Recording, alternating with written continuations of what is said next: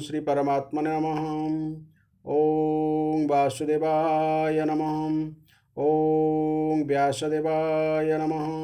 ओं जगन्नाथदासाय नमः। हे माँ सरस्वती तमें कंठरे बस, माँ कंठरे बस। अतिबड़ी जगन्नाथ दास रचित श्रीमद् भागवत महापुराणर एकादश स्कंधर आज शेष अध्याय बा द्वात्रिंश अध्याय बा 32तम अध्याय श्रवण करिबा। एही अध्याय रे भगवानकर स्वधाम गमन कथा वर्णना करा जायछि। अर्थात भगवान श्रीकृष्ण निजर धाम वैकुंठपुर को चली जाइछन्ति, से विषय एठी वर्णना करा जायछि। एहार प्रथम भाग रे पद्यांतरी एवं द्वितीय भाग रे एहार व्याख्या धारावाहिक भाव में शुणिबा एवं एही कली जुगर अंधकूपरू आमे भलरे केमती पारि हेबा निश्चय सेथिपाई आमे भागवत महापुराण शुणिबा। भागवत महापुराण शुणिले ही यथेष्ट। तेणु आसंतु वर्तमान यह अध्याय आमे आरंभ करिबा। द्वात्रिंश अध्याय। श्रीकृष्ण निज धामे जाते वासुदेवादि निज पथे चलिले होई शोकग्रस्त।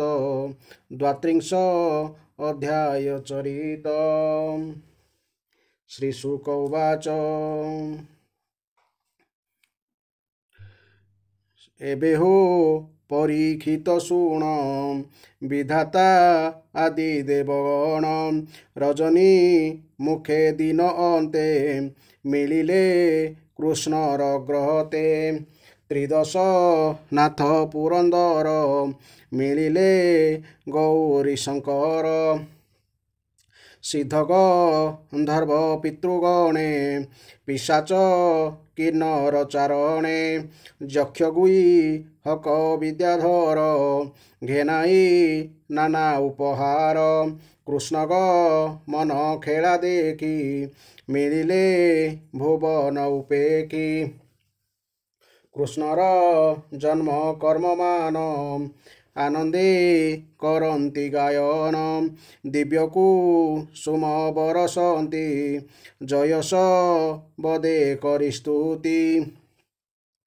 निकटे देखी देवगण मने चिंतिले भगवान। देवंक मंदिरे मो बास एणु ए मोहर विश्वास। एहांक अर्थे अवतरी मुझे धरणी भाराहारी। मोहिमो हर मोहितले बिहरी नाना जोग बले। मते न पारे केहि लखी जेणु मु सर्वभूते साखी। मुआज समाधि प्रवेशे शरीर छाड़ी निज अंशे। पशिबी देखंतु ए क्षण एते भी चारि नारायण। दयासागर भगवान तक्षणे बुझिले नयन। समाधि बसी दृढ़ासने प्राणिश जमन पवने। धारणा अग्नि संदीपने देहन दही अवधाने। निज भुवने गले हरि जयस बदे दिगपुरी। श्याम सुंदर कलेबर अशेष जन सुख घर। ध्यान धारणा स्तुति स्थान महिम गल अभिराम। संसार तरे जहा देखी हरिके मन्ते ता उपेखी। दुंदुभि बाजे सुरपुरी नृत्य करन्ति अपसरी। आनंदे पारिजातमाला देवेब रसी कले खेला। शून्यस बद शुणिकने देवे बोलंती अन्योने। चाल हे एही पथे जीवा कृष्णर चरणे पूजिबा। एमंत करी से विचार घेनाई नाना उपहार। कृष्णर पथे जांति देवे पुरी तो अनेक उत्सवे। जेबणे पथे कृष्ण गले केबे देबे न जानिले परम ज्योति शून्य मिसे मेघे भी जोड़ी प्राय दिशे मर्त्यता न जानती जेने कृष्णर गति देवे तेने न देखी कृष्णर गोचर हृदय हो इले चमत्कार भवबी रंची आदि सुरे शून्य च लीले जे झापुरे जीव से सर्वभूते थाई ताहाकू केही न देखई हरिंकी देखिबे से काहीं जहार आदि अंत नाही आत्मा को आपने सृजई आत्मारे आत्मा प्रवेश होई आत्मारे आत्मा भावे रहे जंतु को चर आत्मा नहे आत्मा को आत्मा बले बहे एणु स कल आत्मा महे एणु ए जन्म स्थिति मृत्यु जाहार माया अटे हेतु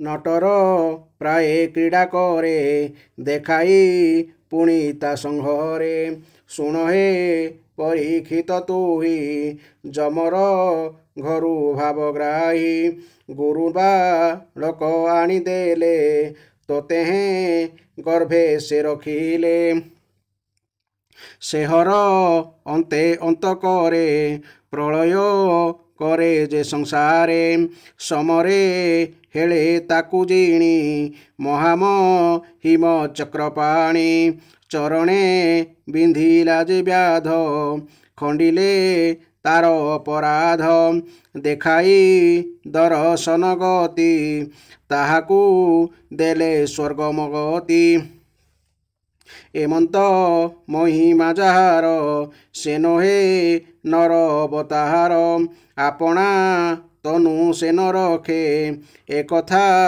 मूर्ख जन लेखे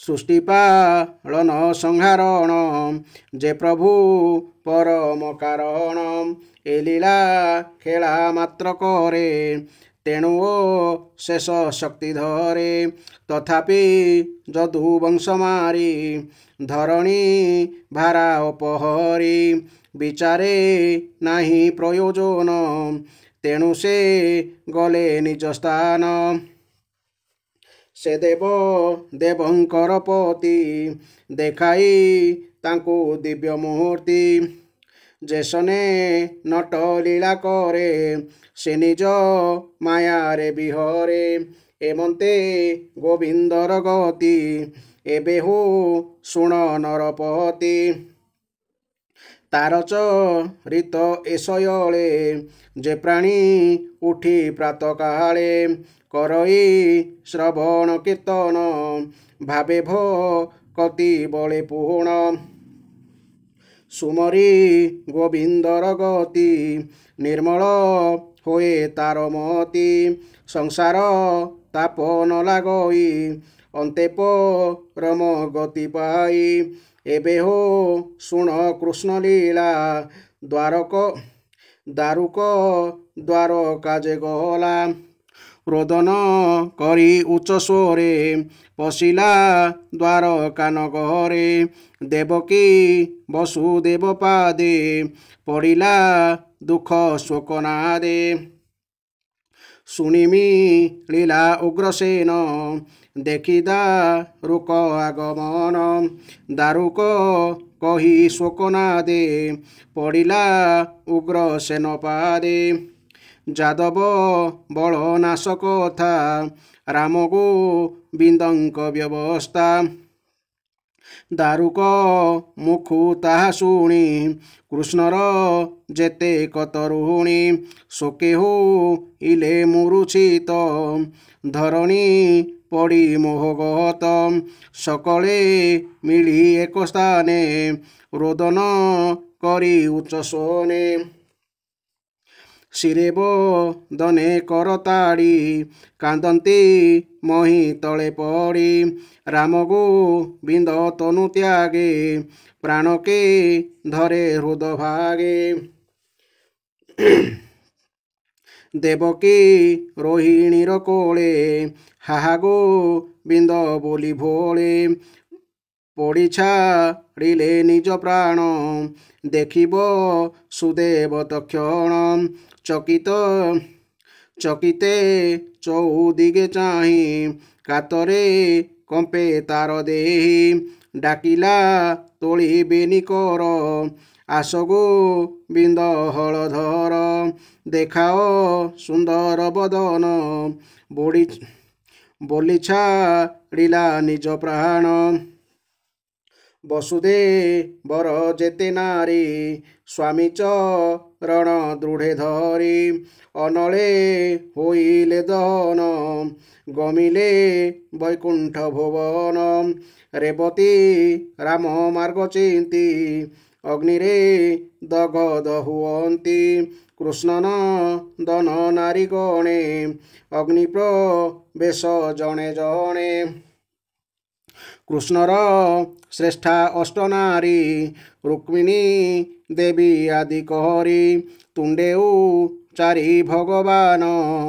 ଅନଳେ ହୋଇଲେ ଦହନ ଅର୍ଜୁନ ଦେଖି ତା ନୟନେ ସୁମରି କୃଷ୍ଣ କଥା ମନେ ଅନିତ୍ୟ ଦେଖି ଏ ସଂସାର ଚିନ୍ତି ହୃଦୟ କଲା ସ୍ଥିର କୃଷ୍ଣ ନ ଦେଖି ବନ୍ଧୁ ଜନେ ପ୍ରାଣ ଛାଡ଼ିଲେ ଜଣେ ଜଣେ ଅର୍ଜୁନ ନେଇ ତା ଅନଳେ ଦହନ କଲା ସିନ୍ଧୁ କୋଳେ ଯେ ଅବା ରହିଲେ ଜୀବନେ କୃଷ୍ଣର ଯେତେ ନାରୀ ଗଣେ ତାହାଙ୍କୁ ଘେନାଇ ଅର୍ଜୁନ ପୁରେ ଯେ ଥିଲେ ପ୍ରଜାଜନ ସକଳେ ମିଳି ଏକ ମେଳେ ତୀରେ ମିଳିଲେ ରାତ୍ର କାଳେ ଦେଖନ୍ତି ସର୍ବଲୋକ ତୁଲେ ତକ୍ଷଣେ ସମୁଦ୍ର ଉଲ୍ହଳେ ବୁଡ଼ିଲା ଦ୍ୱାରକା ନଗର ଛାଡ଼ି କୃଷ୍ଣର ନିଜ ପୁର ଯେଣୁ ସେ କୃଷ୍ଣ ସନ୍ନିଧାନେ ରହେ ପ୍ରଳୟ ବସାରେ ଏଣୁ ସେ ଦ୍ୱାରକା ନଗର ସୁପୁଣ୍ୟ ଈଶ୍ୱର ମନ୍ଦିର ପରମ ପବିତ୍ର ମଙ୍ଗଳ ଜହିଁ ବିଜୟ ଆଦି ମୂଳ ସୁମନେ ଶୁଣ ପରୀକ୍ଷିତ ଥିଲା ଯେ ଅନିରୁଦ୍ଧ ସୁତ ବାଳକ ବଜ୍ର ତାର ନାମ ସୁନ୍ଦର ତନୁ ଗୁଣଧାମ ତାହାକୁ କଲେ ତହିଁ ରାଜା ସୁଖେ ପାଳିଲା ଜନ ପ୍ରଜା ଅର୍ଜୁନ ଛତ୍ର ଦେଇ ଶିରେ ସେ ରାଜା ମଥୁରା ନଗରେ ମଥୁରା ନଗର କାହିଁକି କୁହାଗଲା ଏ ସ୍ଥଳରେ ଏକାଧିକ ଓଡ଼ିଆ ପାଠରେ ବଜ୍ର ବା ବଜ୍ରନାଭ ଦ୍ୱାରକାରେ ରାଜା ହେବା କଥା ଦେଖିବାକୁ ମିଳୁଥିଲେ ହେଁ ଏହା ଅପ୍ରାସଙ୍ଗିକ ମନେ ହୁଏ କାରଣ ଶ୍ରୀକୃଷ୍ଣଙ୍କ ସ୍ୱଧାମ ଗମନ ପରେ ଦ୍ୱାରକା ଜଳଶୂନ୍ୟ ଓ ଜଳମଗ୍ନ ହୋଇଯାଇଥିଲା ବଜ୍ରନାଭ ମଥୁରାରେ ରାଜା ହୋଇଥିଲେ ବୋଲି ମୂଳ ସଂସ୍କୃତରେ ମଧ୍ୟ ବର୍ଣ୍ଣିତ ଅଛି ତା ଛଡ଼ା ଏହି ଗ୍ରନ୍ଥରେ ମଧ୍ୟ ଅନ୍ୟ ସ୍ଥଳମାନଙ୍କରେ କବି ଶ୍ରୀ ଜଗନ୍ନାଥ ଦାସ ବଜ୍ରନାଭ ମଥୁରାର ରାଜା ହେବା କଥା ଉଲ୍ଲେଖ କରିଛନ୍ତି ଯଥା ଯାଦବ ବଂଶେ ଶେଷ ଥିଲା ବଜ୍ର ଯେ ଅନିରୁଦ୍ଧ ବହଳା ମଥୁରା ପୁରେ ଧର୍ମ ଚାଟେ ସ୍ଥାପିଲେ ସୁରସେନ ପାଟେ ମଥୁରା ପୁରେ ସେ ରାଜନ ବଜ୍ର ନିରୁଦ୍ଧ ନନ୍ଦନ ସମ୍ଭବତଃ ଦୀର୍ଘ କାଳରୁ ଅନେକ ଅନୁଲେଖନକାରୀଙ୍କ ହସ୍ତରେ ପ୍ରତିକୃତି ହେବା ଦ୍ୱାରା ଏଠାରେ ପ୍ରମାଦବଶତଃ ଦ୍ୱାରକା ଶବ୍ଦ ରହିଯାଇଛି ତେଣୁ ଏଠାରେ ସଂଶୋଧିତ ପାଠ ରୂପେ ମଥୁରା ଗ୍ରହଣ କରାଗଲା ମଙ୍ଗଳ ଅଭିଷେକ କରି କୃଷ୍ଣ ବିଧବା ଯେତେ ନାରୀ ସକଳ ପାରିଷଦ ଜୁତେ ଅର୍ଜୁନ ଗଲା ଇନ୍ଦ୍ରପ୍ରସ୍ତେ ପଥେ ସେ ଗଲା ଦୁଃଖ ଶୋକେ କୃଷ୍ଣ ବି ଛେଦେ ଅଶ୍ରୁମୁଖେ। ଶୁଣ ହେ ରାଜା ପରୀକ୍ଷିତ ଅର୍ଜୁନ ଠାରୁ ବନ୍ଧୁ ହତ। ଶୁଣିତ ପିତାମହ ଗଣେ ରାଜ୍ୟ ଛାଡ଼ିଲେ ତତକ୍ଷଣେ। ତୋଷିରେ ଅଭିଷେକ କରି ତୁଜେ ପାଣ୍ଡବ ବଂଶଧାରୀ। ଉତ୍ତର ଅଭିମୁଖେ ଗଲେ ଅନ୍ତେ ବୈକୁଣ୍ଠେ ସେ ମିଳିଲେ। ଶୁଣ ହୋ ଅଭିମନ୍ୟୁ ବଳା ଯେତେ କହିଲି କୃଷ୍ଣ ଲୀଳା। କୃଷ୍ଣର ଜନ୍ମ କର୍ମ ଗାଥା ଶ୍ରଦ୍ଧାଏ କରନ୍ତି ଯେ ଚିନ୍ତା। ଏହା ଯେ ଶୁଣନ୍ତି ଶ୍ରବଣେ କିଏ ବା ଶୁଣାନ୍ତି ବଦନେ। ସେ ନର ତ୍ରିଭୁବନେ ଧନ୍ୟ ଦେବେ କରନ୍ତି ତାକୁ ମାନ୍ୟ। ହେଳେ ତ ରହି ଭବବାରୀ ଜଗତ ମଧ୍ୟେ ଯଶପୁରୀ। ଅତି ପତିତ ଦୁରାଚାର ଯେ ଅବା ପାପିଷ୍ଠ ପାମର। ସେ ହରି କଥା କର୍ଣ୍ଣେ ଶୁଣି ତରନ୍ତି ଭବ ତରଙ୍ଗିଣୀ। ଶ୍ରଦ୍ଧା ବିହୀନେ ଅବହେଳେ ଯେ ପ୍ରାଣୀ ଶୁଣେ କବେଳେ। ଭକତି ଲଭେ କୃଷ୍ଣ ପାଦେ ନ ପଡ଼େ ଭବ ପରମାଦେ। ପ୍ରାଣ ଯୋଗେ ବ୍ରହ୍ମମୟେ ପଶଇ ନାରାୟଣ ଦେହେ। ପରୀକ୍ଷେ କହେ ବ୍ୟାସସୂତ ଶ୍ରୀ ଏକାଦଶେ ଭାଗବତ। ଏଣେ ଜୀବର ପରିତ୍ରାଣ ସୁଜନେ ନିତ୍ୟେ ଶୁଣ। ଭକତି କୃଷ୍ଣ ପାଦେ ଲଭ ମନୁଷ୍ୟ ଜନ୍ମର ଲାଭ। ବୋଲୋଇ ବିପ୍ର ଜଗନ୍ନାଥ ମୁଁ ତୁମ୍ଭ ଭୃତ୍ୟଙ୍କର ଭୃତ୍ୟ। ଇତି ଶ୍ରୀମଦ୍ଭାଗବତେ ମହାପୁରାଣେ ପରମହଂସ ସଂହିତାୟାଂ ବୈୟାସିକ୍ୟାଂ ଏକାଦଶ ସ୍କନ୍ଧେ ଶୁକ ପରୀକ୍ଷ ସମ୍ବାଦେ ଶ୍ରୀକୃଷ୍ଣ ବୈକୁଣ୍ଠଗମନ ନାମ ଦ୍ୱାତ୍ରିଂଶो ଅଧ୍ୟାୟः ସମାପ୍ତୋऽୟଂ ଏକାଦଶ ସ୍କନ୍ଧः। ହରି ଓಂ ତତ୍ସତ୍। ହରି ଓಂ ତତ୍ସତ୍। ହରି ଓಂ ତତ୍ସତ୍। ଏହାଦ୍ୱାରା ଆଜି ଏକାଦଶ ସ୍କନ୍ଧର ଶେଷ ଅଧ୍ୟାୟ ଆମେ ଶ୍ରବଣ କରିବା। ବର୍ତ୍ତମାନ ଏହାପରେ ଆମେ ଭାଗବତ ମହାପୁରାଣର ଦ୍ୱାଦଶ ସ୍କନ୍ଧ ବା ଶେଷ ସ୍କନ୍ଧ ଏହା ଆରମ୍ଭ କରିବା। ସାଧାରଣତଃ ଭାଗବତ ମହାପୁରାଣରେ 12ଟି ସ୍କନ୍ଧ ଥାଏ। ତ ବର୍ତ୍ତମାନ ଆଗକୁ ଆମେ ଏହି ଦ୍ୱାଦଶ ସ୍କନ୍ଧର ଶୁଣିବା। ଏହି ଦ୍ୱାଦଶ ସ୍କନ୍ଧରେ କ'ଣ କ'ଣ ଭବିଷ୍ୟତରେ ହେବ ବା କଳିଯୁଗ କିପରି ଚାଲିବ, କ'ଣ ହେବ, ଏକଥା ବର୍ଣ୍ଣନା କରାଯାଇଛି। ଏହି ଦ୍ୱାଦଶ ସ୍କନ୍ଧରେ ବା 12ଟା ସ୍କନ୍ଧରେ 13ଟି ଅଧ୍ୟାୟ ରହିଛି। ଏହି 13ଟି ଅଧ୍ୟାୟ ପରେ ଭାଗବତ ମହାପୁରାଣର ପ୍ରଥମ ଅଧ୍ୟୟନ ଶେଷ ହେବାକୁ ଯାଉଛି ମୋ ତରଫରୁ ଏବଂ ଅପେକ୍ଷା କରିବା ଆଗକୁ ଦେଖାଯାଉ କ'ଣ ହେଉଛି। ବର୍ତ୍ତମାନ ଆମେ ଏହାର ବ୍ୟାଖ୍ୟା ଶୁଣିବା। ଭଗବାନଙ୍କର ସ୍ୱଧାମ ଗମନ ବିଷୟ କଥା ଆମେ ଶୁଣୁଛନ୍ତି।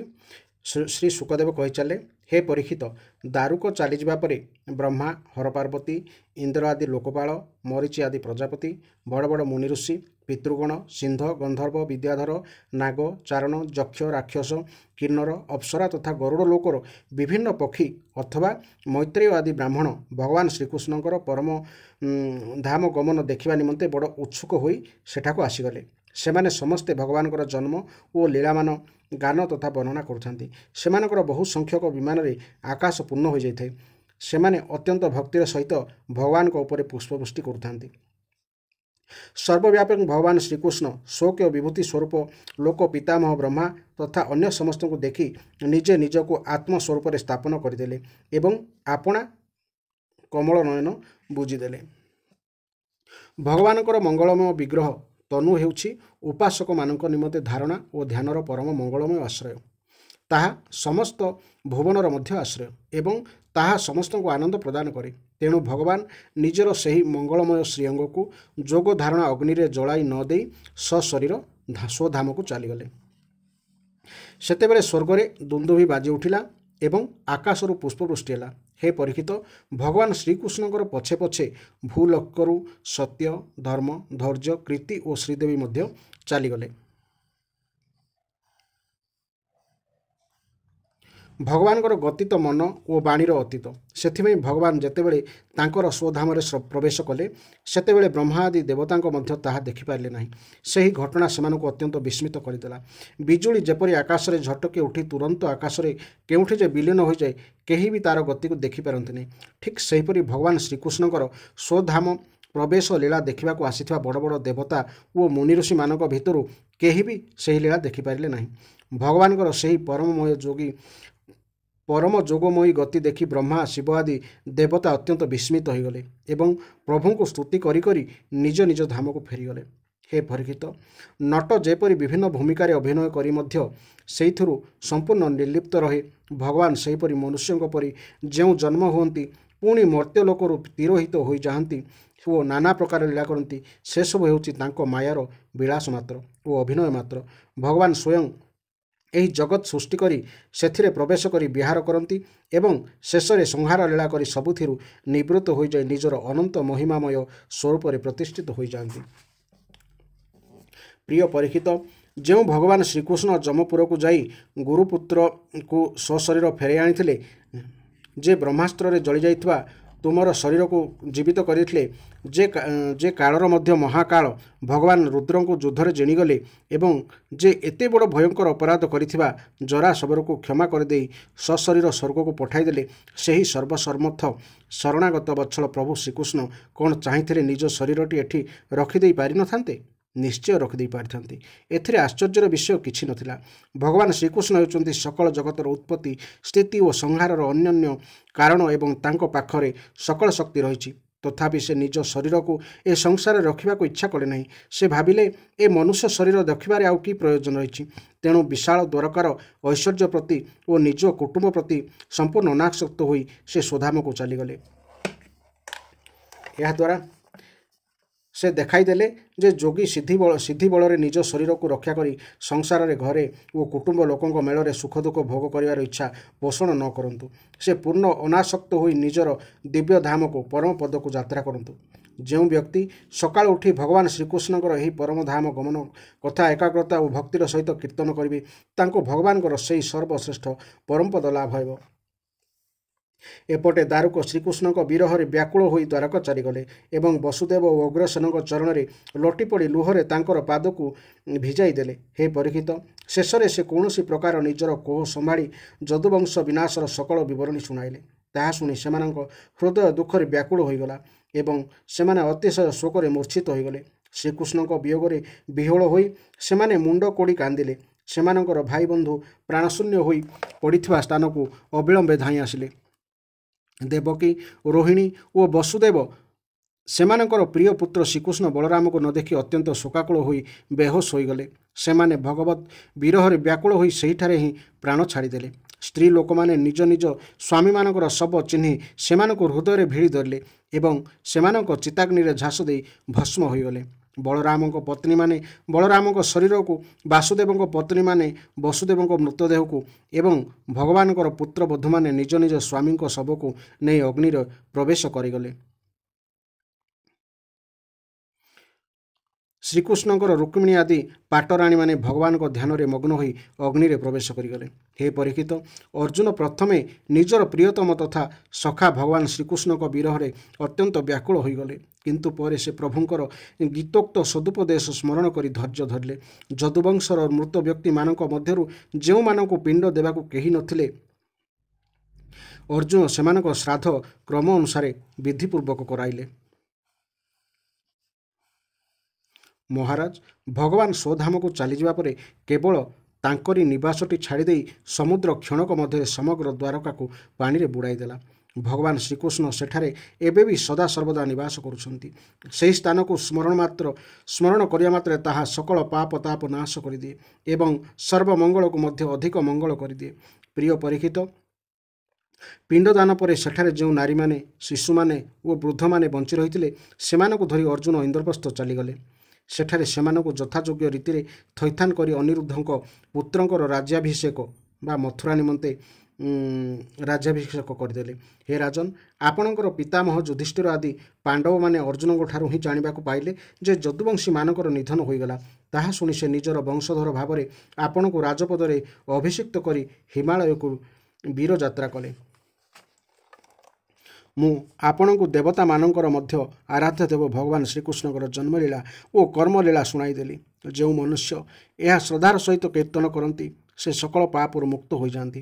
ହେ ପରୀକ୍ଷିତ, ଯେଉଁ ମନୁଷ୍ୟ ଭକ୍ତ ଭୟହାରୀ ନିଖିଳ ସୌନ୍ଦର୍ଯ୍ୟ ମାଧୁର୍ଯ୍ୟ ନିଧି ଶ୍ରୀକୃଷ୍ଣଙ୍କର ଅବତାର ସମ୍ବନ୍ଧୀୟ ମହାନ ପରାକ୍ରମ ତଥା ଏହି ଶ୍ରୀମଦ୍ ଭାଗବତ ମହାପୁରାଣରେ ଓ ଅନ୍ୟ ପୁରାଣମାନଙ୍କରେ ବର୍ଣ୍ଣିତ ପରମାନନ୍ଦମୟୀ ବାଲ୍ୟଲୀଳା କୈଶୋର ଲୀଳା ଆଦି ସଂକୀର୍ତ୍ତନ କରିବେ, ସେ ପରମହଂସ ମୁନୀନ୍ଦ୍ରମାନଙ୍କର ଅନ୍ତିମ ପ୍ରାପ୍ତବ୍ୟ ଶ୍ରୀକୃଷ୍ଣଙ୍କ ଚରଣ କମଳରେ ପରାଭକ୍ତି ଲାଭ କରିବେ। ତେଣୁ ଭକତି କୃଷ୍ଣ ପାଦେ ଲୋଭ, ମନୁଷ୍ୟ ଜନ୍ମର ଏ ଲାଭ। ଏଇ ଥିଲା ଏଇ ଏକାଦଶ ସ୍କନ୍ଧର ଶେଷ ଅଧ୍ୟାୟ। ଏଭଳି ଭାବରେ ଧାରାବାହିକ ଭାବେ ଶୁଣିବା ପାଇଁ ଚ୍ୟାନେଲଟିକୁ ସବସ୍କ୍ରାଇବ୍ କରନ୍ତୁ ଏବଂ ଭଗବାନ ଶ୍ରୀକୃଷ୍ଣ ନିଜ ଧାମକୁ ଚାଲିଗଲା ପରେ ଇଏ ଥିଲା ଦ୍ୱାରକା ଶେଷ। ଦ୍ୱାରକା ଯୁଗ ପରେ ସେତେବେଳକୁ ଅଲରେଡ଼ି କଳିଯୁଗ ପ୍ରବେଶ କରିସାରିଥିଲା। ତାପରେ କଳିଯୁଗର ରାଜବଂଶମାନଙ୍କର ବର୍ଣ୍ଣନା ବିଷୟରେ ଆମେ ଶୁଣିବା ଏବଂ ତାପରେ ପରେ କଳିଯୁଗରେ କ'ଣ ସବୁ ଘଟିବାକୁ ଯାଉଛି ଏବଂ କିପରି ପ୍ରଳୟ ହେବ ତାହା ଆଗାମୀ ଦିନ ଆମେ ପ୍ରତ୍ୟେକ ଅଧ୍ୟାୟରେ ଗୋଟେ ଗୋଟେ ଶୁଣିବା ଏବଂ ଚ୍ୟାନେଲଟିକୁ ସବସ୍କ୍ରାଇବ୍ କରିବା। ଜୟ ଜଗନ୍ନାଥ, ଜୟ ଜଗନ୍ନାଥ, ଜୟ ଜଗନ୍ନାଥ।